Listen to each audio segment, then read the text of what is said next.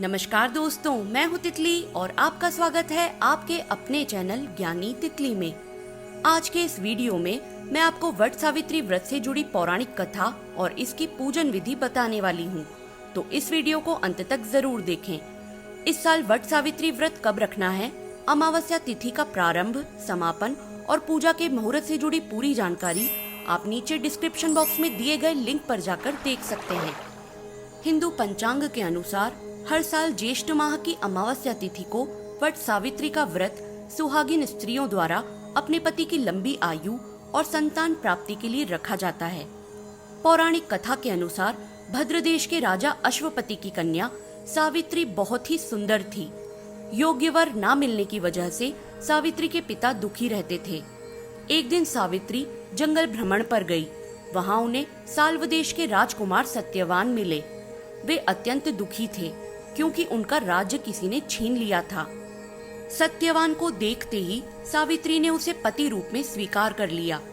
जब देवऋषि नारद को यह बात पता चली तो वे सावित्री के पिता राजा अश्वपति के पास गए और कहा कि हे राजन, सावित्री ने जिस राजकुमार को अपने वर के रूप में चुना है उसकी आयु बहुत ही छोटी है और 1 साल के बाद ही उसकी मृत्यु हो जाएगी।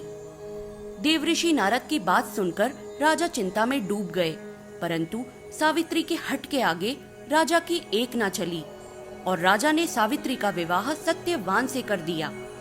विवाह के कुछ समय बाद ही सत्यवान की मृत्यु हो गई। जब यमराज वहां आए और सत्यवान की आत्मा को अपने साथ ले जाने लगे, तब सावित्री भी यमराज के पीछे पीछे चल पड़ी। सावित्री को अपने पीछे आता देख यमराज ने कहा कि हे नारी, तुम्हारा और तुम्हारे पति का साथ केवल यहीं तक था, इसीलिए अब तुम वापस लौट जाओ।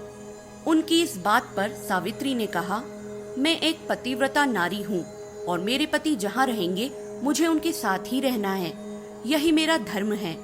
और उनके पीछे पीछे यमलोक के द्वार तक पहुँच गई। सावित्री का दृढ़ संकल्प और निष्ठा देखकर यमराज ने सावित्री से कहा कि हे देवी, तुम धन्य हो, तुम मुझसे कोई भी वरदान मांगो। इतना सुनते ही सावित्री ने अपने अंधे सास ससुर के लिए आंखों की ज्योति और खोया हुआ राज्य मांगा। साथ ही सावित्री ने 100 संतानों और अखंड सौभाग्य का भी वरदान मांगा। फिर सावित्री पुनः उसी वट वृक्ष के पास लौट आई जहां सत्यवान मृत पड़ा था। कुछ समय में सत्यवान जीवित हो गया। तभी से इस व्रत का आरंभ हुआ। शास्त्रों के अनुसार वट वृक्ष की जड़ों में स्वयं ब्रह्मा, तने में विष्णु और पत्तों में शिव जी का वास होता है।